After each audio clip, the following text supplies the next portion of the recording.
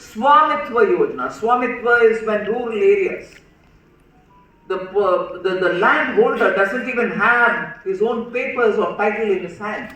He can't even raise genuine loans from the bank. We have drones coming in now to give you the measurement and give you the title in proper paper. No, that's not available. KCC loans which are given for crops, for fisheries and for animal husbandry. You have one cow or you have one goat or you have a piggery. Everything is covered. You can still get loans. I'm not sure if it is reaching. So these will have to be rigorously implemented in Bengal if Krishak will have to get benefit, and rural augmentation should happen.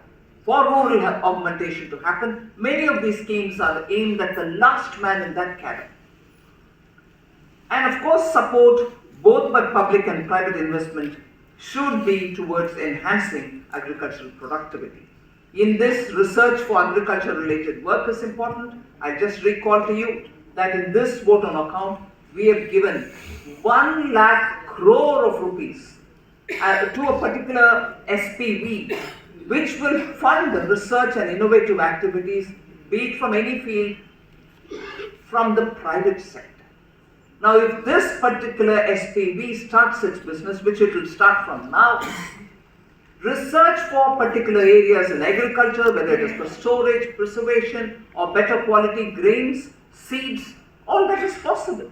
You should be a part of all this. Bengal should engage and get the benefit of all this. So that is one, talking about the rural enhancement. Leveraging resources. The geographical location and also the resource endowment of the East is so good, it should have become the manufacturing hub for India. I do not want to go back to the colonial times, but when the British left us, for most of us in the South, most of us in the West, it was Bengal which was the manufacturing hub. Whether it was soap, whether it was spin, whether it was anything. I strongly recall Margot's soap, Swapandar's family has a big link to it. We're all from here. But today, industry, if anything, sorry for sounding exaggerated, industry is fleeing Bengal. Traditional industry families have left. Industry groups are also saying no longer for us. And there are reasons for it. So then, what is this Mission Purvodaya? Mission Purvodaya is actually running parallel with Atmanirbhar Bharat. If we have to be Atmanirbhar Bharat, unless the East rises with its endowment, good on this. Very quickly, I'll go to talking about what the District Mineral Fund has come up with. It was one of the collaterals of the new mining policy. The District Mineral Fund, every state earns royalty sitting where they are sitting without an effort. Kind of money which has been raised is 84,900 crores have been collected in 23 states because of the District Mineral Fund. Now that is the kind of money which is coming to each of the states, and in that Jharkhand has collected 12,000 crores. Odisha has collected 24,600 crores. Meghalaya, the small state in Northeast, has collected 90 crores. And Bengal has collected 150 crores. As a result of the District Mineral Foundation, many projects are getting funded at the district level itself because of the royalty money. More should be done in Bengal for getting more out of the District Mineral Fund, I would think. And of the 84,900 crore that has been all over India collected, 79,400 odd crores has already been sanctioned for several projects in those districts. Imagine the impact of that kind of money coming to the district level. East, because we're talking about East and these collections are happening in the East. Infrastructure. Just very quickly look at the infrastructure which is necessary for promoting growth. West Bengal has been a major beneficiary, and I'm happy to say this, of all the effort that we've done for improving the infrastructure. Over the period of 14 to 23, Bengal saw the commissioning of 1,100 kilometers of railway sections, A to B line, Z to K line, L to M line are all now restored, adding to a total of 1,100 kilometers. 1,000 kilometers of rural roads in West Bengal have been done, completed. Over 1,200 kilometers of national highways have been completed in the state, with an additional 2,171 kilometers for upgrading rural roads. All these are benefits because infrastructure development has been given that kind of an importance. State governments, of course, will have to now work together with the center to have better benefits given to them. If you don't acquire land or if you don't give clearances at the speed at which it has to be given, roads don't reach it. You have capable Juvak. The youth of Bengal are very capable. You just give them the opportunities, they can rise as well.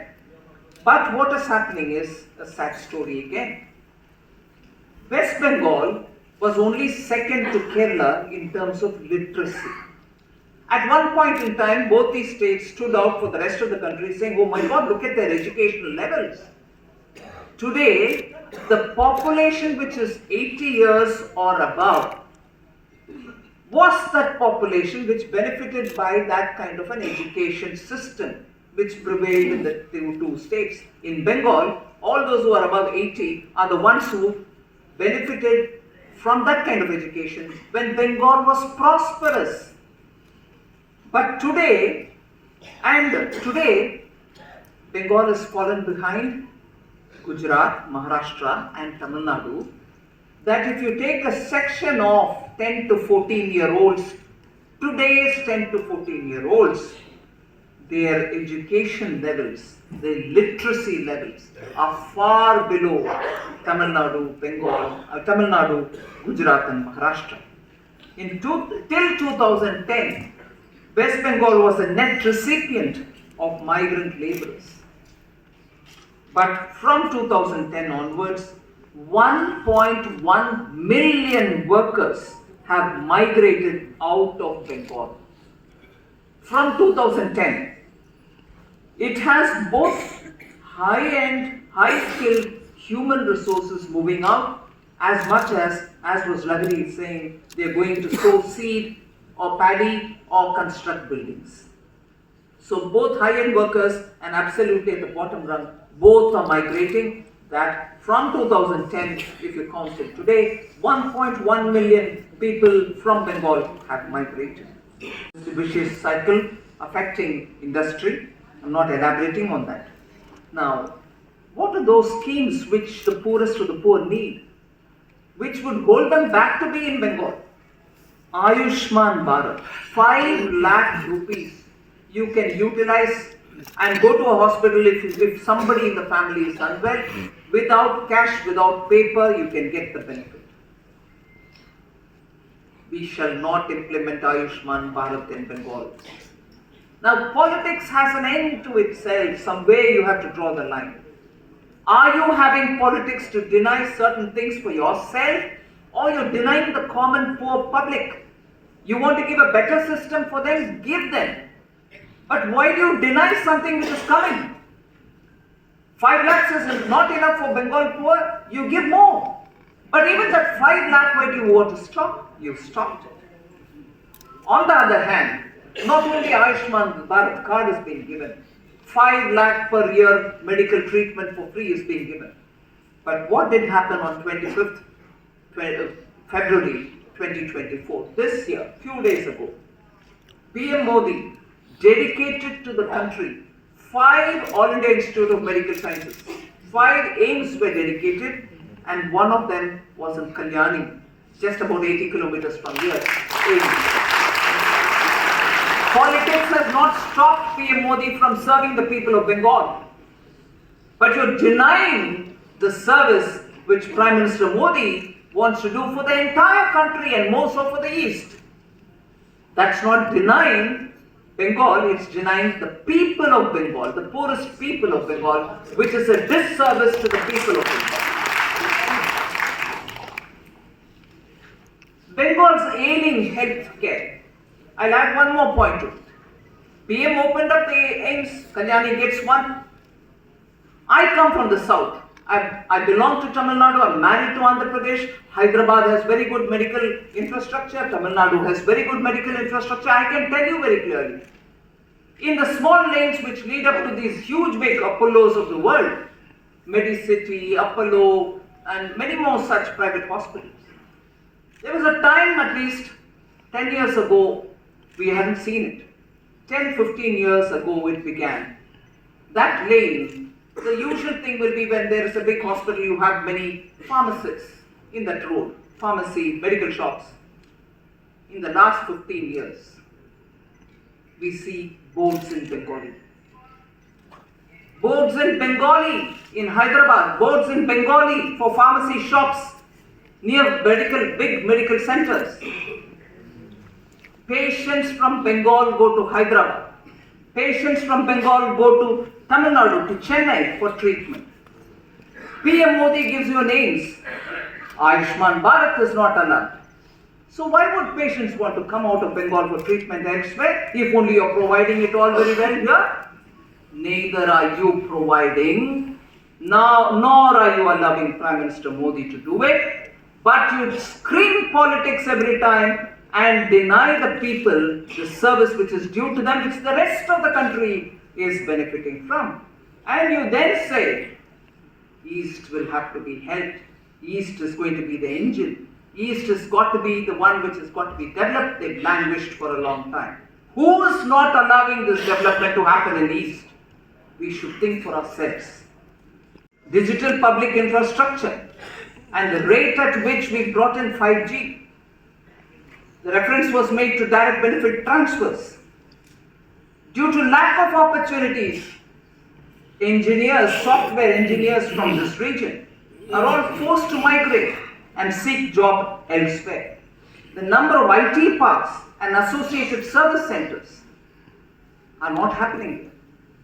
I'll again tell you, if global capacity centers, the GCCs are the in thing today, and India has nearly, and I'm talking about a year-old statistics, India has about 50% of all the global GCCs in India. And the rest of it, wherever they are had, Indian engineers, Indian professionals are going and manning that. I want to ask, how many capability centers, GCCs, have come to Bengal? You have them in Noida, you have them in Hyderabad, you have them in Bengaluru. You have them in some of the tier 2, tier 3 cities elsewhere. Manpower is adequate in Bengal, but people are not coming to invest for obvious reasons. Now, just to highlight economic mismanagement of Bengal, I'm sure Ashok Lahiri can talk about it with greater authority, but I will flag those issues because today is a very good opportunity for me to put it before you. Thinking people of Kolkata, please do take this seriously for yourselves. Have discussions in your circle. Media do write about it. It is for the good of the people of Bengal that I put this. I don't want to score a political point. People are saying what's happening in Bengal. I'll flag those issues.